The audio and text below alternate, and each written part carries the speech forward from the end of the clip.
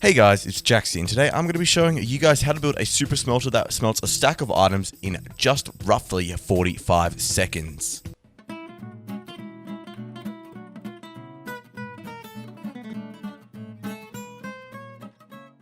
Okay, so here is this super smelter. Now, it is a pretty big build, but it is actually pretty simple to build because it's mainly railing and the furnaces.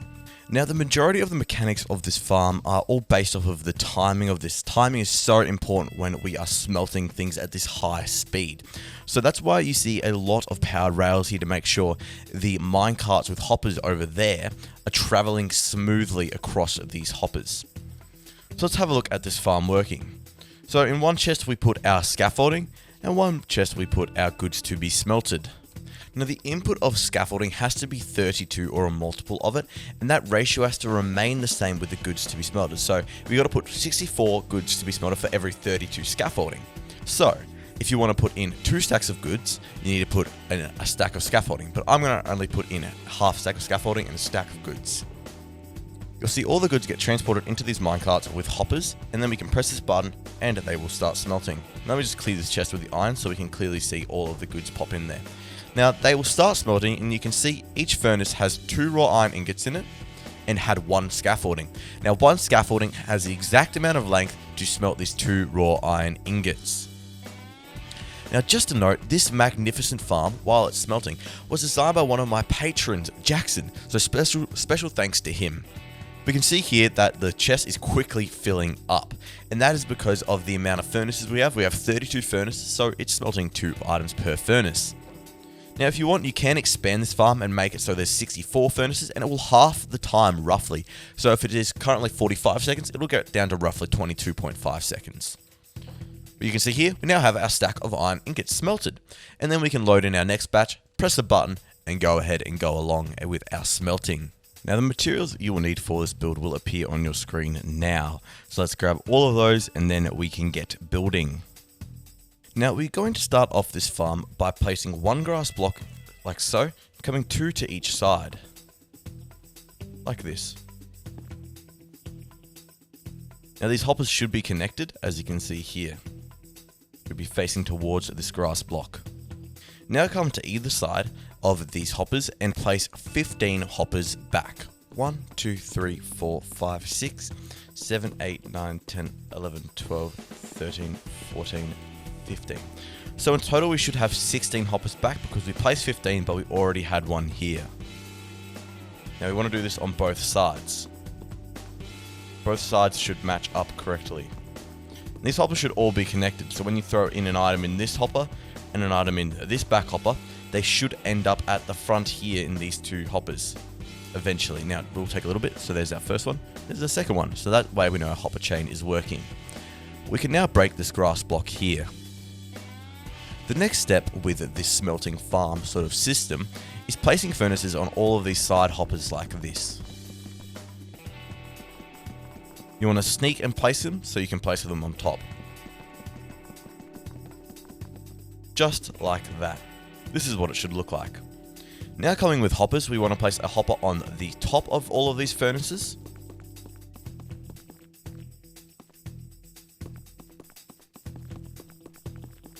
And on the backs of all of them. Now holding shift, again, you want to make sure you're going into these furnaces, all of these hoppers, as you can see. This is a key point where people can make mistakes, so make sure all of your hoppers are placed correctly. So holding sneak or shift, if you were on like a PC, you want to place them going into these furnaces on the back.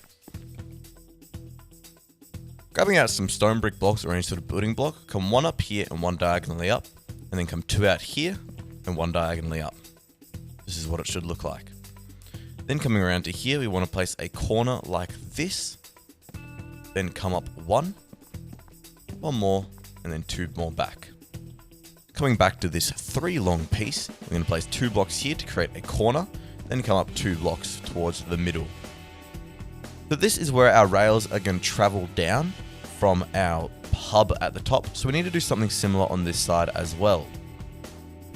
So to do this, we're going to come 1 diagonally up like this, and 1 across, then we're going to come 4 along, 1, 2, 3, 4, just like this. Then one up and two, like this. Then curve it around, and then one diagonally up. They should both meet so there's a 1 block gap in the center. You can now add in a connecting piece like this. Now, going at powered rails and regular rails, place a powered rail at the start, then a regular rail, and then following along on every straight, you want to place powered rail, and on the corners like this in the turns, you want to place a regular rail. So this, then we have a turn, so regular rail, then follow along like this. And then we're going to do this on this side as well. So we've got a turn here, powered rail, then we've got another turn, then we're going to come along with powered rails again, going right along. And then on this as well, right along these hoppers. Now that we have this, we're going to grab our blocks out again and connect these rails like this. Bring this rail right around this edge, outer edge here. Now it's going to try and connect up with that. We don't want that. We're going to continue this along and bring it across these hoppers here. And we're going to do the same on the opposite side, but for the top row hoppers. So we're actually going to break this powered rail here, replace it with a regular rail, and bring it around.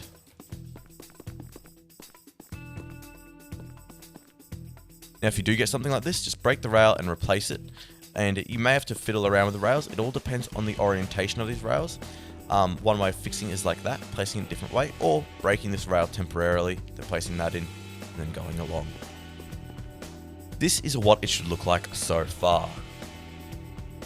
Now let's go ahead and power these rails. Now you can do this with either levers or redstone torches or redstone blocks as well. It's up to you. You just want to make sure you're not locking any of the hoppers. Now if you don't know what that is, just follow along with the way I'm powering my rails and you won't do that. So I'm going to be placing a redstone torch here. Oh no, here in this corner here with a block on top of it. That is going to power these rails here. Then on this side, I'm going to be placing a lever on this block here and flicking it on. As you can see, powering those rails. Then I'm going to come down the end here and add in some extra, one block here, and I'm going to be placing in a redstone torch on all sides of this block. And you can see that this block is powering all of those rails. Then I'm also going to be adding in a block here, power this rail here, and a block here as well to power this rail here with a redstone torch on it. I'll do that on this side too. There we have our powering, and all of the rails should be powered. Now we're going to line ourselves up with the edge of this block here, fall down, break a block, and build a tower of droppers like so. And it should line up just like this, and we want to stop right before we hit this level. Then place a chest on top of this like that. Super simple. Now we've got this dropper tower, we want to hook this up to hoppers, and to do this we want to break these blocks here, bring the hopper chain back, and then bring it up, like that. Then we need to get some redstoning to transport the items up from this dropper here, all the way up to the top. To start, we're going to break 3 blocks here. This is behind the dropper tower. Place a comparator, a repeater, and some redstone dust. Bring this redstone dust around to the edge of this comparator, then break these blocks here, and bring it around like so. And place a repeater going into the bottom of this dropper here. Now place an observer on this repeater with a piece of redstone dust and repeat this until you reach the top, like so. I've reached the top, just like that. Now we want to place an observer like this so the face is looking at the redstone dust and the dot should be going back into the dropper. So the best way to do this is to sort of build up with a bit of scaffolding on the side, hold shift and look at this little hitbox here. There's a tiny little hitbox, hold shift and click. Just like that. So now if I place one item in this bottom dropper here, you should see a chain reaction and it should be sent right up to the top, which is perfect. It's exactly what we want. Now we're coming back up to the top. I've added in a small platform. You can make yours bigger, of course. And adding in a button here, some barrels on top of these powered rails here and here, and our minecarts with hoppers underneath them. Now these barrels, you can label them. The right one here is always going to be for your 32 scaffolding, and then the left one is going to be for the stack of your item. So let's have a look at this here. So if we grab out our scaffolding, now I'm going to grab out a stack of scaffolding. That means I can put in 2 stacks of raw iron. 2 stacks. So 2 stacks of raw iron in this one, and 1 stack of scaffolding in this one. And once we have got that, and they have fully gone down, I can press this button and our smelting farm will start to work. Here, all of the furnaces will get turned on. They'll all have 2 iron in it. They'll all get 2 iron in it eventually. There we go, 2 iron. They'll all have 1 piece of scaffolding in them. Now, the scaffolding will be fully dumped out at the first load, but you'll notice I still have a stack of raw iron here. So I'm going to press that button again and resend that out to refill it up the raw iron. And you can see, of course, there's going to be more raw iron in here now, and this is going to fill up back up to 2, and then it's all going to end up here. So as long as you keep the proportions the same for every stack of half a stack of scaffolding you have in this barrel here, you have a stack of the smelting goods, the goods that you're smelting in here. You can click this button as many times as you want and run it as long as you want. And remember, if you do mess something up, make sure not to panic, because you can always come down here and grab out any of the missing things. Say you have some extra iron down here that you didn't mean to send. You can always grab it out of the furnaces or the hoppers. And now we can see our dropper system is working and we're getting all of our iron, and this will be 2 stacks here, and that was an insane amount of time. Just to clarify, if anything goes wrong with this farm, make sure to check that all of your hoppers, rails, and minecarts are set correctly, as well as that your observers and droppers. But on that note, guys, that's going to be the end of this video, guys. Special thanks again to Jackson for designing this awesome smelting farm, and I will see you guys later. And remember, stay carbonated and hit that big red subscribe button.